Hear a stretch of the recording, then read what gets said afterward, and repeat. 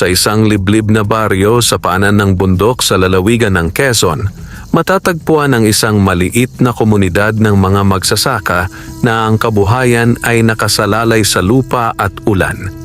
Tahimik ang baryo, payak ang pamumuhay at ang bawat isa ay may kani-kaniyang kwento ng pagsusumikap at pag-asa.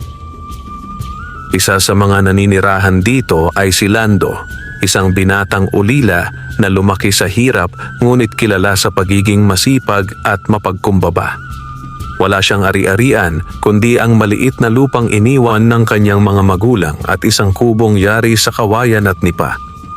Sa kabila ng kahirapan, hindi siya nawawalan ng pag-asa na balang araw ay giginhawa rin ang kanyang buhay.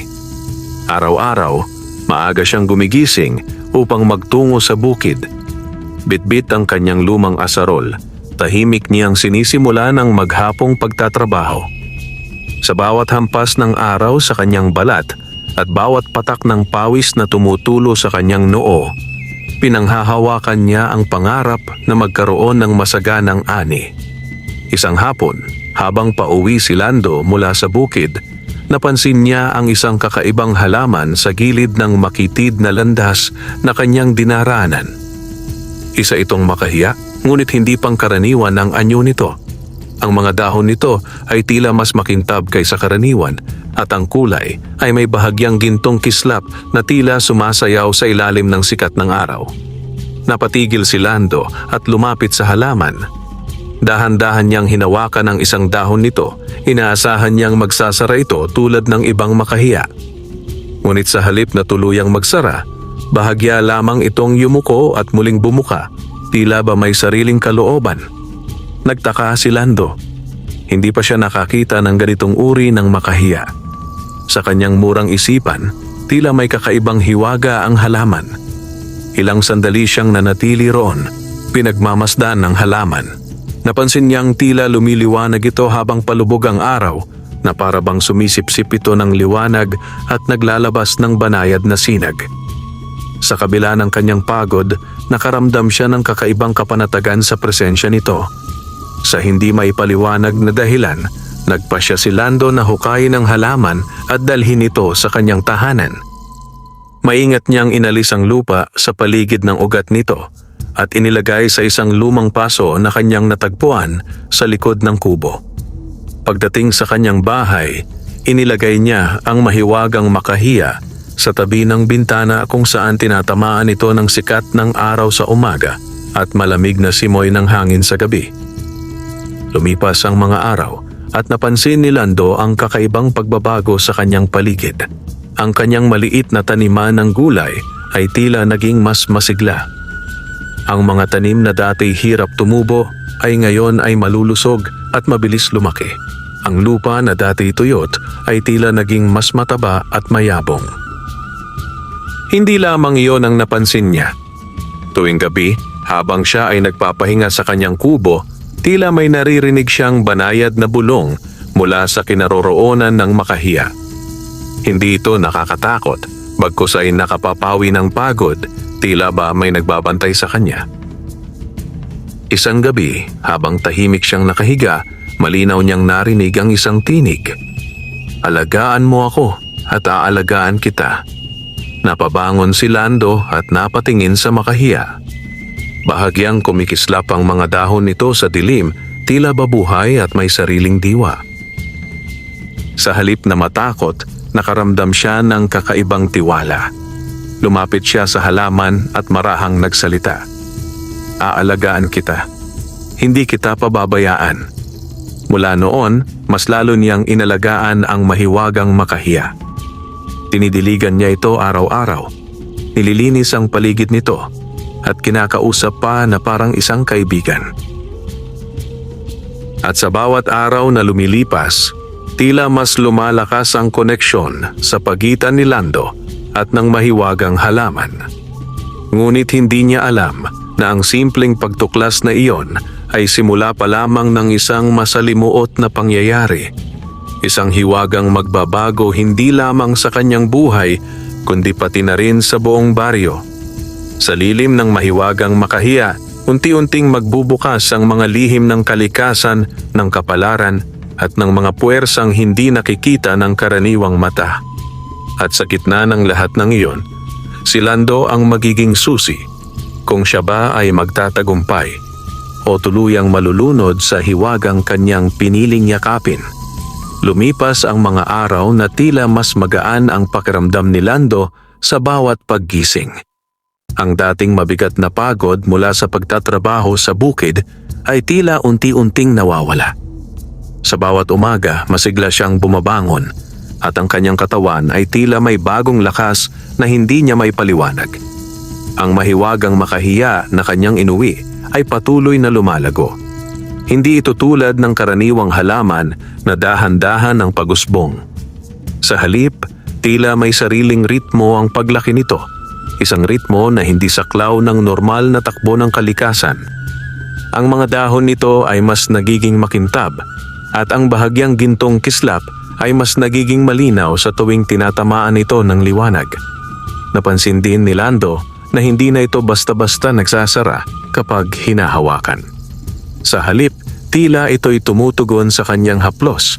Marahang gumagalaw, parang kinikilala siya. Isang umaga, habang dinidiligan niya ang halaman, bigla niyang napansin ang kakaibang pangyayari. Ang mga patak ng tubig na tumatama sa mga dahon ng makahiya ay hindi basta-bastang dumudulas pababa. Sa halip, tila hinihigop ito ng halaman at kasabay nito ay naglalabas ito ng mas malinaw na liwanag. Napaatras si Lando, hindi dahil sa takot, kundi dahil sa pagkamangha. Hindi niya maunawaan ang kanyang nasasaksihan. Sa parehong araw, nagpasya siyang subukan kung may kakaibang epekto ang halaman sa kanyang paligid. Kumuha siya ng ilang tuyong dahon at inilagay ito malapit sa paso ng makahiya. Ilang sandali lamang ang lumipas, napansin niyang ang mga tuyong dahon ay tila unti-unting nagiging sariwa, parang binabalik sa buhay. Hindi makapaniwala si Lando sa kanyang nakita. Sa kanyang isipan, nagsimulang mabuo ang isang ideya. Ang halaman ay hindi lamang basta kakaiba. Ito ay may kapangyarihang magbigay buhay. Ngunit kasabay ng pagkamangha ay ang pag-usbong ng pag-aalala. Kung may kakayahan itong magbigay buhay, maaaring mayroon din itong kakayahang magdulot ng panganib kung magagamit sa maling paraan. Kinagabihan, muli niyang narinig ang tinig. Hindi lahat ng biyaya ay dapat ipakita sa lahat. Napalingon si Lando sa makahiya. Mas maliwanag ang kislap nito ngayon at tila mas malinaw ang presensya ng kung anuman ang nananahan dito. Ano ka ba talaga? Mahinang tanong niya. Saglit na nanahimik ang paligid at pagkatapos ay muling nagsalita ang tinig. Ako ay bahagi ng kalikasan, isang tagapag-ingat ng balanse. Ikaw ang napili upang mag-alaga at magbantay. Napaupo si Lando sa tabi ng halaman. Hindi niya inaasahan na ang kanyang simpleng buhay ay mauuwi sa ganitong uri ng hiwaga. Bakit ako? Tanong niya. Dahil ikaw ay may pusong marunong magbigay kahit walang kapalit, tugon ng tinig. Natahimik si Lando. Hindi siya sanay sa papuri, lalo na't ang kanyang buong buhay ay puno ng pagsubok at kakulangan. Sa mga sumunod na araw, sinikap niyang itago ang lihim ng mahiwagang makahiya. Hindi niya ito ipinakita sa kanyang mga kapitbahay. Kahit ang kanyang mga ani na biglang dumami ay hindi niya ipinagyabang. Sa halip, ibinabahagi niya ito sa mga nangangailangan gaya ng dati. Ngunit sa isang maliit na baryo, ang mga pagbabago ay hindi madaling maitago.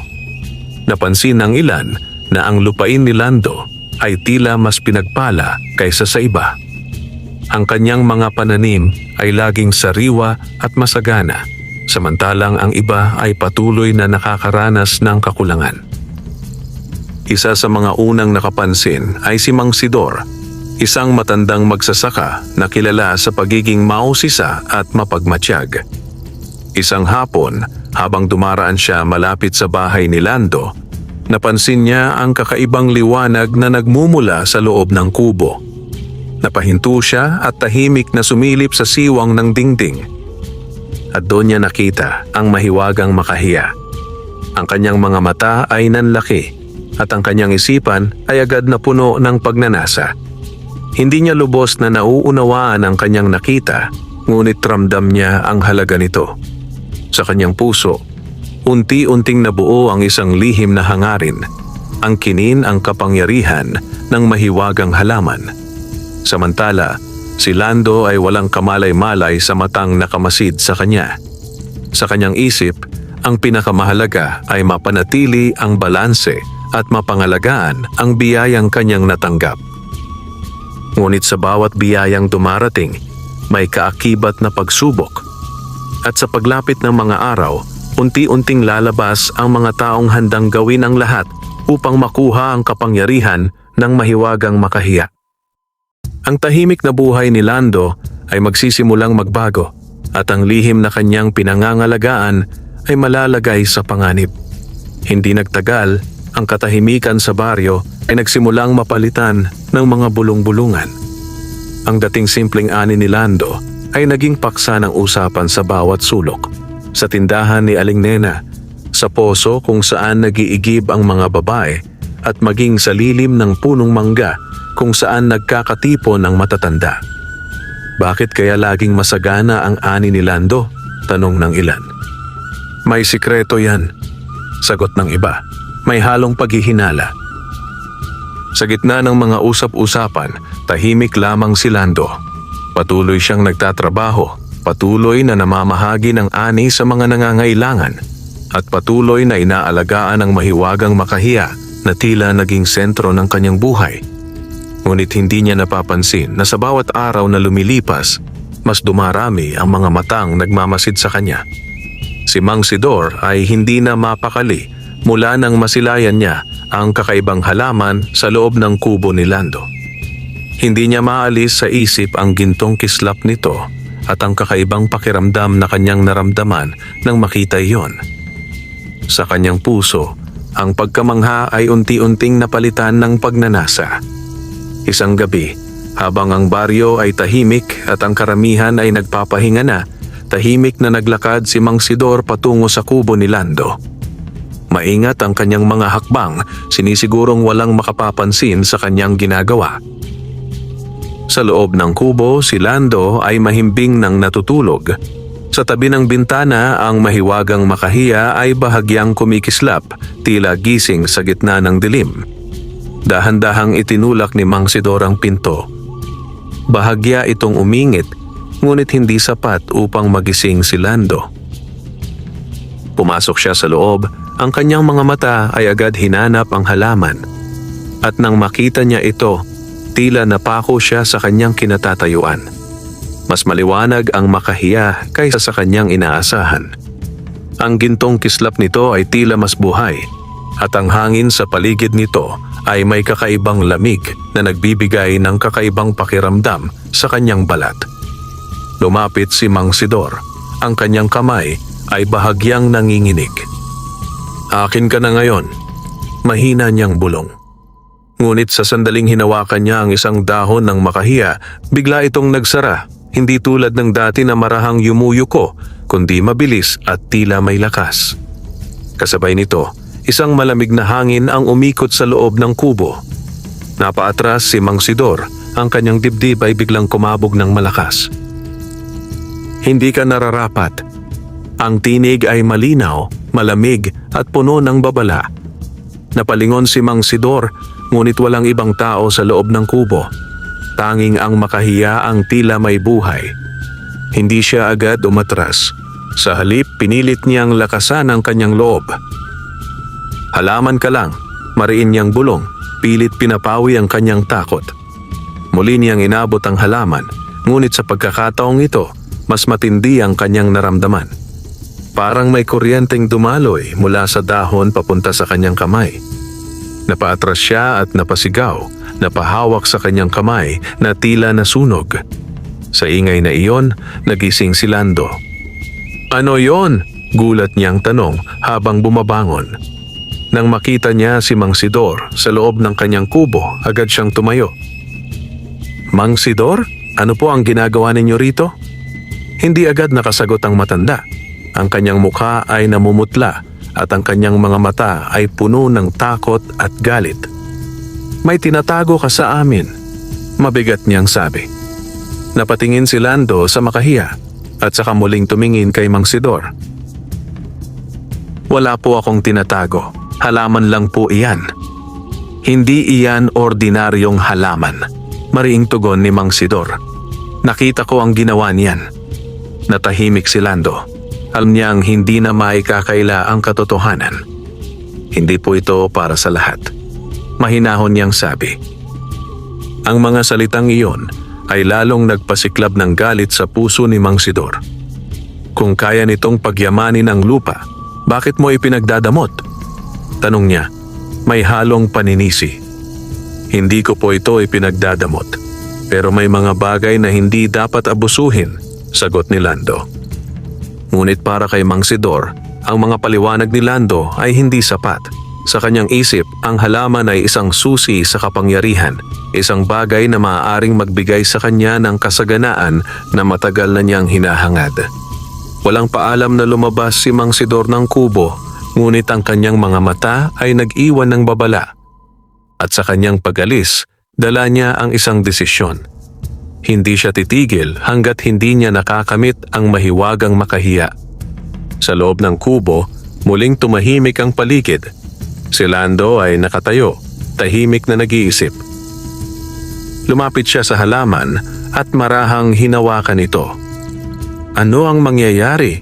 mahina niyang tanong. Bahagyang kumislap ang makahiya at muli niyang narinig ang tinig. Tumating na ang unang pagsubok. Napapikit si Lando. Sa kanyang puso, alam niyang hindi na magiging simple ang kanyang buhay.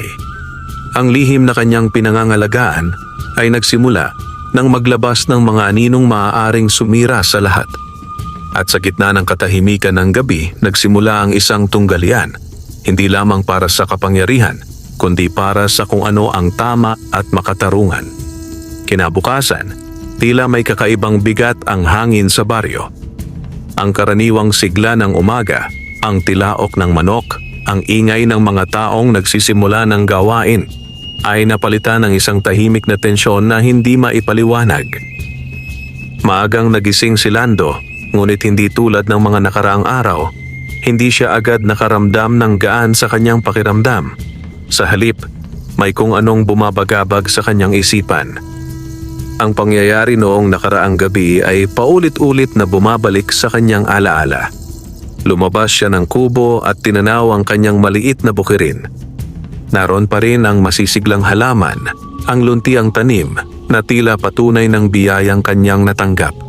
Ngunit sa pagkakataong iyon, hindi niya iyon lubos na maipagmalaki. Sa kanyang likuran, ang mahiwagang makahiya ay tahimik lamang na nakapwesto sa tabi ng bintana. Ang dati nitong banayad na kislap ay tila humina, na para bang nararamdaman din nito ang pagbabago sa paligid. Lumapit si Lando at marahang hinaplos ang mga dahon nito. "Ano ang dapat kong gawin?" bulong niya. Ilang sandali ang lumipas bago muling narinig ang tinig. Ang tunay na pagsubok ay hindi ang kapangyarihan, kundi kung paano mo ito gagamitin. Napayuko si Lando. Alam niyang hindi niya kayang itago ang lihim magpakailanman. At kung patuloy na magtatanong ang mga tao, darating ang araw na mapipilitan siyang magpaliwanag. Sa kabilang dako ng baryo, si Mang Sidor ay abala sa pakikipag-usap sa ilang magsasaka. Hindi niya ikinuwento ang buong katotohanan, ngunit sapat na ang kanyang mga sinabi upang maghasik ng duda. "May kakaiba kay Lando," sabi niya, habang nakaupo sa ilalim ng punong mangga. "Hindi normal ang ani niya, may ginagamit siyang hindi natin alam." Nagkatinginan ang mga magsasaka. Ang ilan ay nagalala, ang iba naman ay nagusisa. "Ano ang ibig mong sabihin?" tanong ni Aling Pina. "May halaman siya, hindi ordinaryo, nakita ko mismo," tugon ni Mang Sidor. Ang balitang iyon ay mabilis na kumalat. Sa isang baryong sanay sa payak na pamumuhay, ang ideya ng isang mahiwagang bagay ay sapat upang pukawin ang interes at pangamba ng lahat. Pagsapit ng tanghali, ilang kapitbahay ang nagpasiyang puntahan si Lando. Abala siya noon sa pagdidilig ng kanyang tanim nang mapansin niyang may paparating na grupo. Nakilala niya sina Aling Pina, Mang Tano at ilang iba pang magsasaka. "Lando," tawag ni Mang Tano. "May itatanong lang kami." Huminto si Lando at hinarap sila. "Ano po iyon?" Nagkatinginan muna ang mga ito bago nagsalita si Aling Pina. "Totoo bang may kakaiba kang halaman?" Natahimik si Lando. Ramdam niya ang bigat ng tanong. "May alaga po akong halaman," sagot niya ng maingat. "Hindi lang basta halaman," sabi ni Mang Sidor. Dagdag ni Mang Tano. "May kapangyarihan daw iyon." Napabuntong hininga si Lando. Hindi na niya kayang umiwas. "Hindi po ito para sa pansariling pakinabang," paliwanag niya. "At hindi rin po ito laruan na pwedeng gamitin kung kailan gustuhin. Ngunit hindi lahat ay kumbinsido." "Kung nakakatulong naman pala, bakit hindi mo ibahagi?" tanong ng isa. "Hindi lahat ng bagay ay dapat ipamahagi ng basta-basta," sagot ni Lando. "May kapalit po ang bawat paggamit nito." Ang mga salitang iyon ay nagdulot ng mas maraming tanong kaysa sagot. Sa likod ng grupo, tahimik na nakatayo si Mang Sidor, pinagmamasdan ang sitwasyon. Sa kanyang mga mata, malinaw ang kanyang layunin. Itulak ang mga tao upang questionin si Lando. "Kung wala kang itinatago," malakas niyang sabi, "ipakita mo sa amin." Natahimik ang lahat. Ang hangin ay tila huminto sa paggalaw. Si Lando ay napatingin sa kanyang kubo. Alam niyang kapag ipinakita niya ang mahiwagang makahiya, mawawala na ang lihim na kanyang pinangangalagaan. Ngunit kung hindi niya ito gagawin, lalo lamang lalala ang hinala ng mga tao. Sa sandaling iyon, muli niyang naramdaman ang presensya ng halaman, ang banayad na enerhiya na tila nagbibigay sa kanya ng lakas ng loob. Ang katotohanan ay hindi dapat ikatakot, bulong ng tinig sa kanyang isipan. Huminga ng malalim si Lando at muling hinarap ang mga tao. "Sige po," sabi niya, "ipapakita ko." Dahan-dahan siyang naglakad papasok sa kanyang kubo, kasunod ang mga tao. Pagpasok nila, agad nilang napansin ang mahiwagang makahiya. Napanganga ang ilan, ang iba ay napaatras sa gulat. Ang halaman ay kumikislap, mas maliwanag kaysa dati na para bang alam nitong ito ang sandaling matagal nang darating. "Ito po iyon," sabi ni Lando. Tahimik ang lahat, pinagmamasdan ng kakaibang anyo ng halaman. "Subukan ninyo," dagdag niya. Lumapit si Aling Pina at marahang hinawakan ang isang dahon. Bahagya itong yumuko, ngunit hindi tuluyang nagsara. "Parang buhay," bulong niya.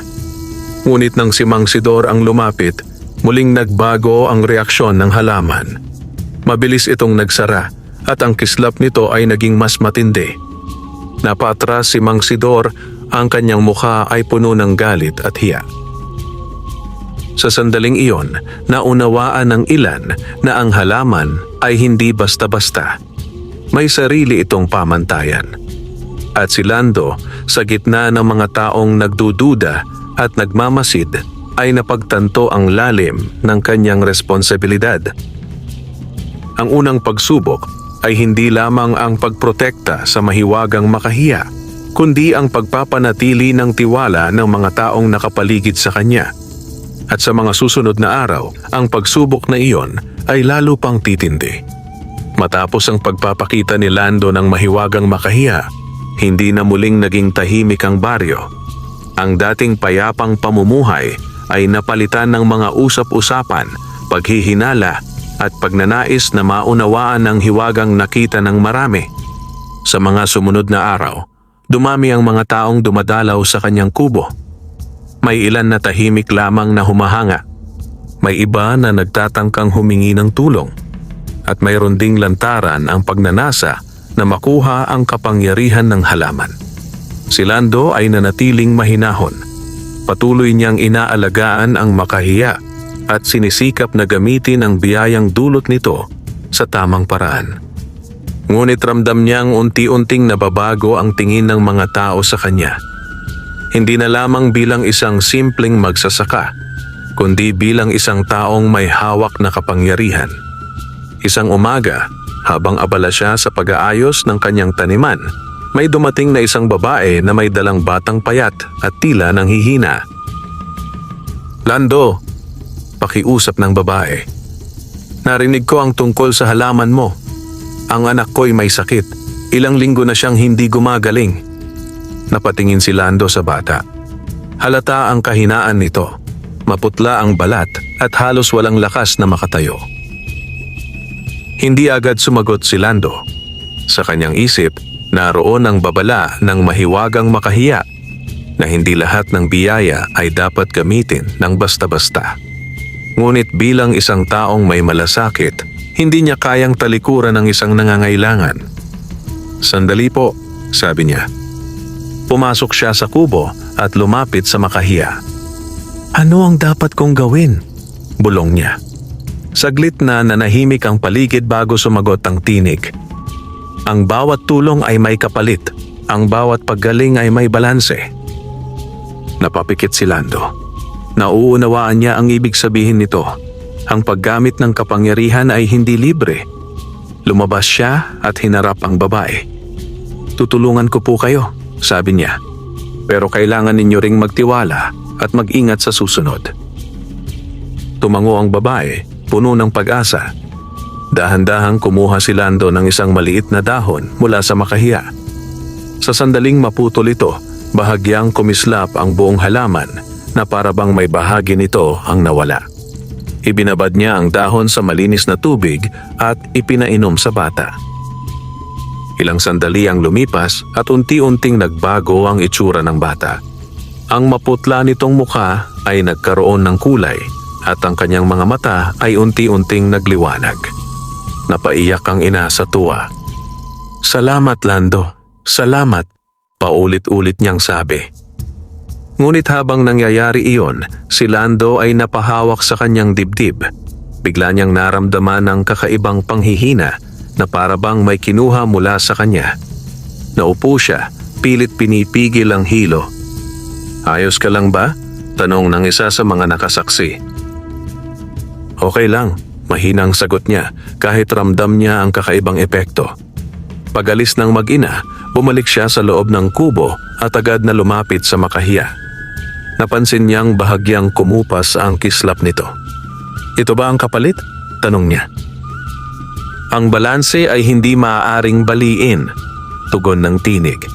"Sa bawat paggaling, may bahagi ng lakas na kailangang ibigay." Napaupo si Lando. Ngayon ay mas malinaw na sa kanya ang tunay na bigat ng kanyang responsibilidad. Hindi ito simpleng biyaya. Isa itong kapangyarihang may kaakibat na sakripisyo. Ngunit ang balita tungkol sa paggaling ng bata ay mabilis na kumalat sa baryo. Kinabukasan, mas marami ang dumating sa kanyang kubo. May mga may sakit, may mga naghihirap, at may mga gustong makinabang. Ang ilan ay taimtim ang paghingi ng tulong, ngunit ang iba ay may bahid ng pagpilit. "Kung kaya mong magpagaling, bakit hindi mo kami tulungan lahat?" tanong ng isa. "Hindi mo ba nakikita na kailangan ka ng baryo?" dagdag ng iba. Unti-unting napuno ng presyon si Lando. Sa gilid ng grupo, nakatayo si Mang Sidor, tahimik ngunit mapagmasid. Sa kanyang mga mata, ang nangyayari ay isang oportunidad. Isang paraan upang mas lalong maitulak si Lando sa paggamit ng kapangyarihan hanggang sa siya ay manghina. At sa kanyang panghihina, mas madali niyang maaangkin ang mahiwagang makahiya. Samantala, si Lando ay nahaharap sa isang mahirap na desisyon. Tutulong ba siya sa lahat kahit kapalit nito ang kanyang sariling lakas? O pipiliin niyang magpigil kahit may mga taong magdurusa? Sa gitna ng mga taong umaasa sa kanya, naramdaman niyang tila unti-unting nawawala ang kontrol sa kanyang sariling kapalaran. At ang mahiwagang makahiya, tahimik lamang na nagmamasid, handa, ngunit may hinihintay na tamang balanse. Sa mga sumunod na araw, ang kubo ni Lando ay hindi na nawalan ng bisita. Mula umaga hanggang dapit hapon, may dumarating, mga may sakit, mga nagdurusa, at mga taong umaasang mababago ang kanilang kapalaran. Ang dating tahimik na buhay ni Lando ay napalitan ng walang tigil na paghingi ng tulong. Sa simula, sinikap niyang tugunan ang lahat ng lumalapit sa kanya. Sa bawat dahon ng mahiwagang makahiya na kanyang pinuputol, may isang gumagaling, may isang nabibigyan ng panibagong pag-asa. Ngunit kasabay nito, unti-unti ring nauubos ang kanyang lakas. Ang kanyang katawan ay nagsimulang manghina. Ang dating sigla sa kanyang mga mata ay napalitan ng pagod. Ang kanyang mga kamay ay nanginginig at ang kanyang paghinga ay bumibigat sa bawat araw. Isang umaga, habang sinusubukan niyang tumayo mula sa kanyang higaan, halos hindi niya magawa ito. Napaupo siya, hinihingal. Hindi niya inaasahan na ganoon kabilis ang epekto ng kanyang ginagawa. Lumapit siya sa makahiya, na ngayon ay kapansin-pansing nagbago. Ang dati nitong maliwanag na kislap ay bahagyang kumupas at ang mga dahon nito ay tila mas madalang na gumalaw. Ano ang nangyayari sa atin? Mahinang tanong ni Lando. Muling nagsalita ang tinig, ngunit sa pagkakataong ito ay tila mas mahina kaysa dati. Ang lakas na ibinibigay mo ay hindi nawawala. Ito ay naililipat. Pero bakit ako ang nanghihina? Tanong niya. Dahil ikaw ang tulay. Napayuko si Lando. Ngayon ay lubos na niyang nauunawaan. Siya ang nagiging daluyan ng kapangyarihan. Ang bawat tulong na ibinibigay niya ay dumaraan sa kanya at sa prosesong iyon, siya ang nagbabayad ng kapalit. Sa labas ng kubo, muli na namang may mga taong naghihintay. Narinig niya ang kanilang mga tinig. May halong pag-asa, ngunit may bahid na rin ng pagkainip. Lando, tulungan mo kami! Sigaw ng isa. Hindi na namin kaya, dagdag ng iba. Pinikit ni Lando ang kanyang mga mata. Ramdam niya ang bigat ng kanilang hinihingi. Lumabas siya, pilit na tinatago ang kanyang panghihina. Huwag kayong mag-alala, sabi niya. Kahit hirap na siyang magsalita ng malakas. Tutulungan ko kayo. Isa-isa. Ngunit sa pagkakataong iyon, may isang matandang lalaki ang lumapit at mariing nagsalita. Hindi sapat ang isa-isa, sabi nito. Marami kami. Kung may kapangyarihan ka, gamitin mo ito ng buo. Nagkatinginan ng mga tao. Ang ilan ay sumang-ayon. Unti-unting nagbago ang kanilang tono. Mula sa pakiusap, naging paniningil. Hindi ba't tungkulin mong tumulong? Tanong ng isa. Kung ikaw ang napili, dapat mo kaming paglingkuran, dagdag ng iba. Ang mga salitang iyon ay tumimo sa puso ni Lando. Hindi niya inaasahan na ang kabutihang kanyang ginagawa ay mauuwi sa ganitong sitwasyon. Sa gilid ng grupo, naroon si Mang Sidor, tahimik na nakamasid. Sa kanyang mukha ay may bahagyang ngiti. Isang ngiting alam niyang unti-unting napapalibutan si Lando ng presyur. At habang nangyayari iyon, alam niyang papalapit na ang sandaling hihina si Lando ng tuluyan. Sa loob ng kubo, ang mahiwagang makahiya ay tila kumikislap ng mas mahina na para bang nararamdaman nito ang pagkapagod ng kanyang tagapag-alaga. Hindi mo kailangang ibigay ang lahat. Bulong ng tinig sa isipan ni Lando. Ngunit sa harap ng mga taong umaasa sa kanya, nahirapan siyang sundin iyon. Muli siyang kumuha ng ilang dahon at nagsimulang tumulong. Isa-isa, gumaling ang mga lumapit. Ngunit sa bawat paggaling, mas lalong bumibigat ang kanyang katawan. Hanggang sa dumating ang sandaling hindi na niya kinaya. Sa gitna ng mga tao, bigla siyang nanghina at bumagsak sa lupa. Nagkagulo ang lahat. Lando! Sigaw ng ilan. Ngunit si Mang Sidor ay nanatiling kalmado. Sa kanyang mga mata, ito ang pagkakataong matagal na niyang hinihintay. Habang ang mga tao ay abala sa pag-alalay kay Lando, dahan-dahan siyang lumapit sa kubo. Ang mahiwagang makahiya ay naroon. Tahimik ngunit mahina ang kislap. At sa unang pagkakataon, wala si Lando upang magbantay. Huminga ng malalim si Mang Sidor at iniabot ang kanyang kamay. Sa sandaling iyon, ang kapalaran ng mahiwagang makahiya ay muling nakataya. At si Lando na walang malay ay hindi alam kung ano ang susunod na mangyayari. Nakahandusay si Lando sa labas ng kanyang kubo na papalibutan ng mga taong nag-aalala. Ang ilan ay nagbubuhat sa kanya, ang iba'y nagtatangkang gisingin siya, ngunit nananatili siyang walang malay, maputla at halos walang lakas. Sa gitna ng kaguluhan, walang nakapansin sa tahimik na pagpasok ni Mang Sidor sa kubo. Sa loob, ang mahiwagang makahiya ay nakapwesto pa rin sa tabi ng bintana. Ngunit ngayon, ang liwanag nito ay halos pumikit, tila ba nasa bingit ng pagkawala.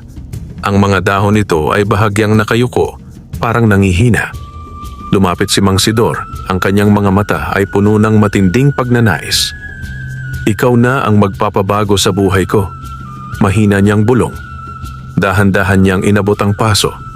Sa pagkakataong ito, walang malakas na reaksyon ng halaman. Walang biglang pagsara ng dahon. Walang bugso ng malamig na hangin. Tila ba wala na itong lakas upang lumaban. Ngunit sa sandaling mahawakan ni Mang Sidor ang paso, isang mahinang tinig ang umalingaw-ngaw. Hindi pa huli ang lahat. Saglit siyang natigilan. Ngunit sa halip na umatras, lalo niyang hinigpitan ang hawak. Matagal ko nang hinintay ito, sabi niya. Hindi ko na ito pakakawalan. At sa isang mabilis na galaw, kinuha niya ang mahiwagang makahiya at itinago sa isang sako na kanyang dala. Sa labas, abala pa rin ang mga tao kay Lando. Walang nakapansin sa paglabas ni Mang Sidor na tahimik na naglakad palayo, dala ang ninakaw na halaman. Ilang sandali pa, nagkamalay si Lando. Mahina ang kanyang paghinga at ang kanyang paningin ay malabo. Ano ang nangyari? Mahinang tanong niya. Napagod ka, Lando, sagot ni Aling Pina. Pinilit mo ang sarili mo. Unti-unti siyang bumangon, ngunit may kakaiba siyang naramdaman. Isang matinding kawalan. Bigla siyang napalingon sa kanyang kubo. Ang halaman. Bulong niya. Agad siyang tumayo, kahit hirap na hirap, at pumasok sa loob. Pagpasok niya, napahinto siya. Wala na ang mahiwagang makahiya. Napatulala si Lando, hindi makapaniwala sa kanyang nakita. Hindi ito maaaring mangyari, sabi niya, halos pabulong. Lumapit siya sa lugar kung saan nakalagay ang paso. Wala na kahit bakas nito. Sa sandaling iyon, naramdaman niyang parang may nawalang bahagi ng kanyang sarili. Hindi lamang isang halaman ang nawala, kundi ang koneksyon niya sa hiwagang nagbigay sa kanya ng lakas at layunin. Lumabas siya ng kubo. Ang kanyang mukha ay puno ng pag-aalala. Sino ang pumasok dito? Tanong niya sa mga tao. Nagkatinginan ang mga ito. Walang makasagot. Ngunit sa likod ng grupo, may isang batang lalaki ang nagtaas ng kamay. Nakita ko po si Mang Sidor, sabi nito. Pumasok siya sa kubo ninyo kanina. Natahimik ang lahat. Napapikit si Lando. Sa kanyang isipan, malinaw na ang nangyari. Dinala niya. Mahina niyang sabi. Hindi na siya nag-aksaya ng oras. Kahit nanghihina pa, agad siyang naglakad patungo sa bahay ni Mang Sidor. Sa bawat hakbang, ramdam niya ang hirap. Ngunit mas matindi ang kanyang determinasyon. Pagdating niya sa bahay ng matanda, nakita niya itong nakaupo sa labas, tila naghihintay. Nasaan ang halaman? Diretsong tanong ni Lando. Ngumiti si Mang Sidor, isang ngiting may halong tagumpay. Nasa tamang kamay na, sagot niya. Hindi mo naiintindihan ang kinuha mo, sabi ni Lando. Hindi iyon simpleng bagay. Mas lalo kong naiintindihan, tugon ni Mang Sidor. Iyan ang sagot sa kahirapan. Iyan ang kapangyarihang matagal ko nang hinahanap. Umiling si Lando. Hindi iyon para sa ganong layunin. May kapalit ang bawat paggamit niyan. Handa akong magbayad ng kahit anong kapalit, mariing sagot ng matanda. Ngunit sa sandaling iyon, biglang kumislap ang sako na hawak ni Mang Sidor.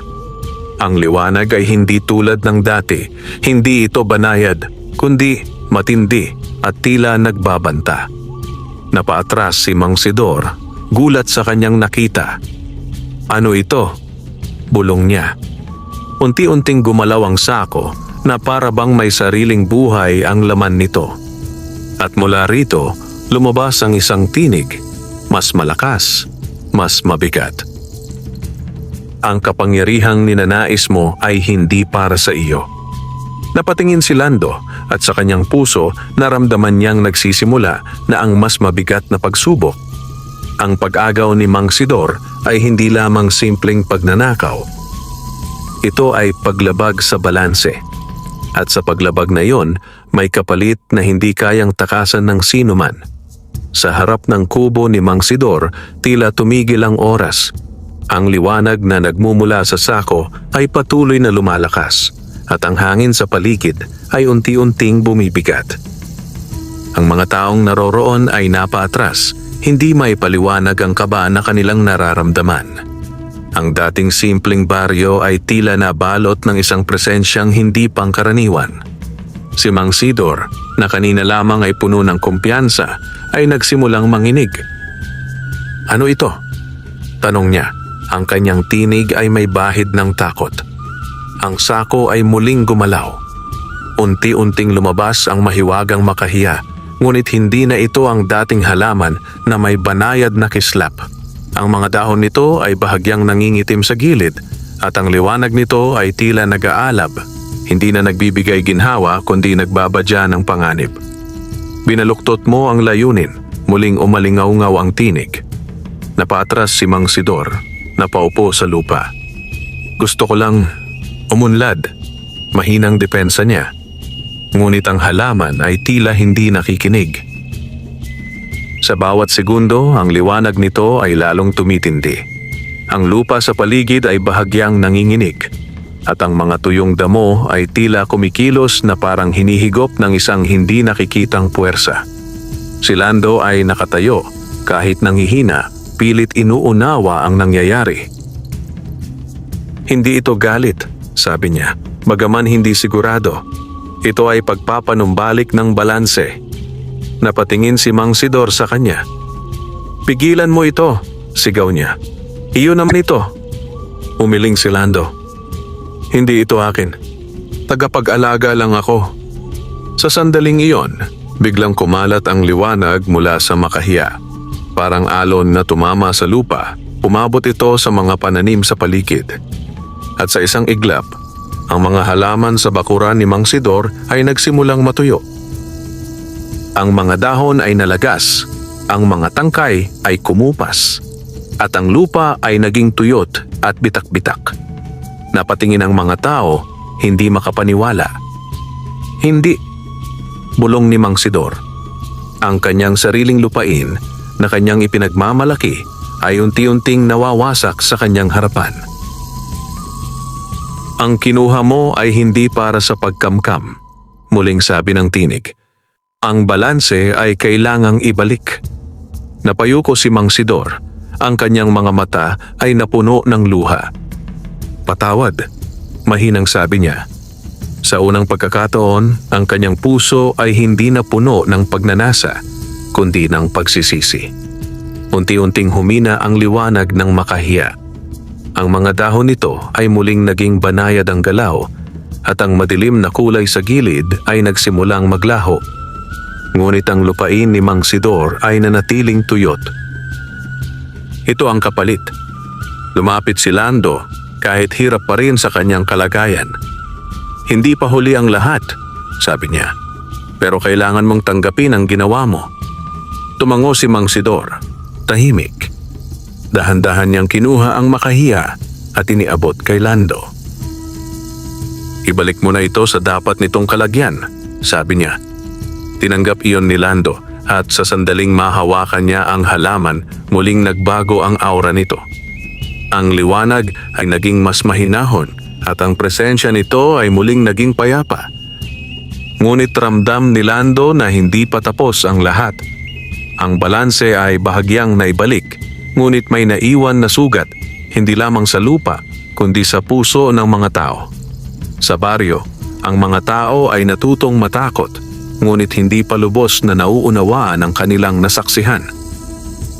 At si Lando, habang hawak ang mahiwagang makahiya, ay alam na ang kanyang tungkulin ay mas mabigat pa kaysa dati. Hindi lamang niya kailangang protektahan ang halaman. Kailangan din niyang turuan ng mga tao kung paano igalang ang biyaya at ang kapalit nito. Sa paglubog ng araw, ang baryo ay muling natahimik. Ngunit ang katahimikan na iyon ay hindi na katulad ng dati. Ito ay katahimikang may dalang aral at babala. At sa pagdating ng bagong umaga, haharapin ni Lando ang panibagong hamon kung paano muling itatayo ang tiwala at balanse sa isang mundong minsan nang nasira.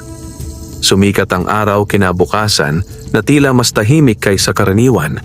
Ang baryo ay hindi na tulad ng dati. Ang mga tao ay maingat na, tila ba natutong mag-ingat sa mga bagay na hindi nila lubos na nauunawaan. Si Lando ay maagang nagising.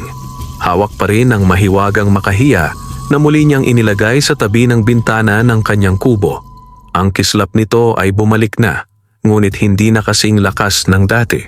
Tila ba ito'y nagpapahinga o naghihintay. Sa kanyang dibdib, ramdam pa rin niya ang panghihina, ngunit may kasamang kakaibang kapanatagan. Para bang ang halaman at siya ay muling nagkakaisa, bagaman hindi pa ganap ang kanilang lakas. Lumabas siya ng kubo at tinanaw ang baryo. Napansin niyang ang ilang bahagi ng lupa, lalo na sa bakuran ni Mang Sidor, ay nananatiling tuyot. Ngunit sa ibang lugar, ang mga pananim ay unti-unting bumabalik sa sigla. Lumapit si Mang Sidor, dahan-dahan ang kanyang hakbang. Ang dating matapang na tindig nito ay napalitan ng kababaang loob. Lando, mahinang tawag niya. Humarap si Lando. "Ako'y humihingi ng tawad," sabi ng matanda. "Hindi ko naisip ang kapalit ng aking ginawa." Tahimik lamang si Lando, pinagmamasdan ang pagbabago sa kanyang kausap. "Handa akong tanggapin ang anumang parusa," dagdag ni Mang Sidor. Umiling si Lando. "Hindi parusa ang kailangan mo," sagot niya, "kundi pag-unawa." Napayuko si Mang Sidor. "Ano ang dapat kong gawin?" tanong niya. Sandaling nag-isip si Lando bago sumagot. "Simulan mong itama ang nasira," sabi niya. "Alagaan mo muli ang iyong lupa. Hindi sa pamamagitan ng kapangyarihan, kundi sa sipag at paggalang sa kalikasan." Tumango ang matanda. "Gagawin ko," sagot niya. Sa mga sumunod na araw, unti-unting nagbago ang baryo. Ang mga tao ay hindi na basta-basta humihingi ng tulong kay Lando. Sa halip, nagsimula silang magtulungan, nagbahaginan ng kaalaman, nagdamayan sa pagtatanim, at muling natutong umasa sa sariling kakayahan. Si Lando naman ay naging mas maingat sa paggamit ng mahiwagang makahiya. Hindi na siya basta nagbibigay ng dahon nito. Sa halip, ginagamit lamang niya ito sa mga pagkakataong tunay na kinakailangan at palaging may pag-iingat. Isang hapon, habang siya ay nagdidilig ng halaman, muli niyang narinig ang tinig. Unti-unti nang bumabalik ang balanse. Ngumiti si Lando. "Salamat," sabi niya. "Hindi sa akin ang pasasalamat," tugon ng tinig. "Ikaw ang pumili ng tama." Napatingin siya sa makahiya. "Hanggang kailan kita dapat alagaan?" tanong niya. Saglit na nanahimik ang paligid bago sumagot ang tinig. "Hanggang matutunan ng lahat ang aral." Napaisip si Lando. Alam niyang hindi iyon mangyayari agad. Ang pagbabago ay hindi mabilis at ang tiwala ay kailangang buuin muli sa paglipas ng panahon. Ngunit sa pagkakataong iyon, hindi na siya nag-iisa. Ang baryo ay unti-unti nang nagigising sa katotohanan na ang tunay na lakas ay hindi nagmumula sa mahiwagang kapangyarihan, kundi sa pagkakaisa at paggalang sa likas na kaayusan ng mundo. Sa paglubog ng araw, ang liwanag ng makahiya ay muling naging banayad. At sa katahimikan ng gabi, ramdam ni Lando na ang pinakamabigat na pagsubok ay nalampasan na. Ngunit may isa pang yugto na kailangang harapin. Isang yugto ng ganap na pag-unawa, hindi lamang para sa kanya, kundi para sa buong baryo. Lumipas ang mga linggo, at ang baryo ay unti-unting bumalik sa payapang ritmo ng pamumuhay. Ang mga sugat na iniwan ng kasakiman at maling paggamit ng kapangyarihan ay hindi agad nawala, ngunit nagsimula na itong maghilom sa pamamagitan ng pagtutulungan at pag-unawa. Si Lando ay muling naging abala sa kanyang bukid, ngunit iba na ang kanyang pananaw. Hindi na lamang siya nagtatrabaho para sa sarili, kundi para sa kabutihan ng buong baryo. Ang mahiwagang makahiya ay patuloy niyang inaalagaan, ngunit hindi na ito ang sentro ng kanyang pag-asa. Bagkus, isa na lamang itong gabay. Ang dating tuyot na lupain ni Mang Sidor ay unti-unti ring nabuhay muli. Sa tulong ng kanyang sariling pagsisikap at ng mga kapitbahay na kanyang minsang kinagalitan, natuto siyang magpakumbaba at magtiwala sa natural na proseso ng kalikasan. Isang umaga, habang ang hamog ay nakahimlay pa sa mga dahon ng mga tanim, napansin ni Lando ang kakaibang pagbabago sa makahiya. Ang mga dahon nito ay mas tahimik kaysa dati. Ang gintong kislap ay naroon pa rin, ngunit tila mas malalim, hindi na naglalabas ng liwanag, kundi parang unti-unting bumabalik sa pinagmulan nito. Lumapit siya at marang hinawakan ang halaman. "Ano ang nangyayari?" tanong niya. Sa huling pagkakataon, narinig niya ang tinig.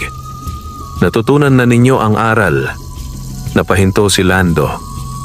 "Ibig mong sabihin, aalis ka na?" Mahinang tanong niya. "Ang aking layunin ay hindi manatili, kundi magturo," tugon ng tinig. "Ang balanse ay nasa inyong mga kamay na ngayon."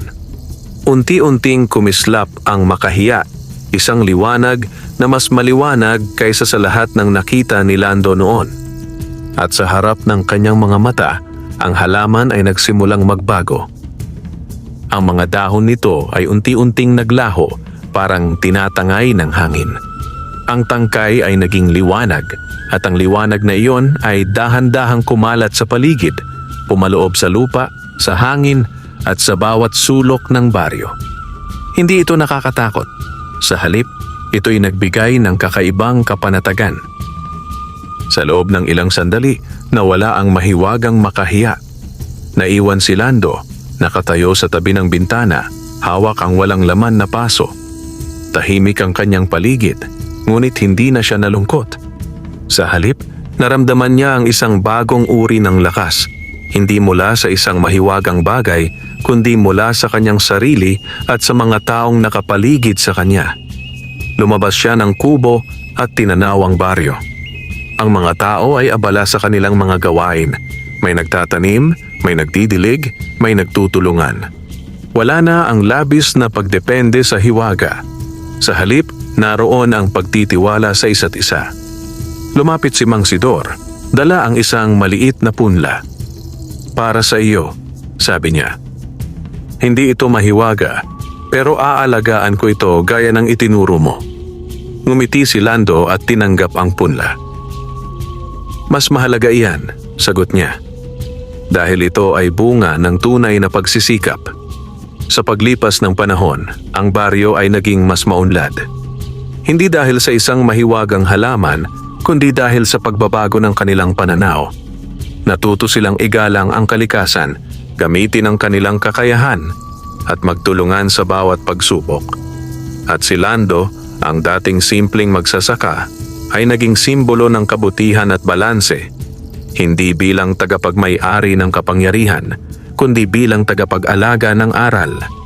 Sa bawat hangin na dumaraan sa mga dahon ng mga halaman, tila may bulong na nagpapaalala sa kanila na ang tunay na hiwaga ay hindi matatagpuan sa isang bagay, kundi sa puso ng taong marunong mag-ingat, magbigay at umunawa. At sa tahimik na baryo sa paanan ng bundok, ang kwento ng mahiwagang makahiya ay naging isang alamat, isang paalala na ang kalikasan ay may sariling balanse at ang tao ay bahagi lamang nito. Wakas.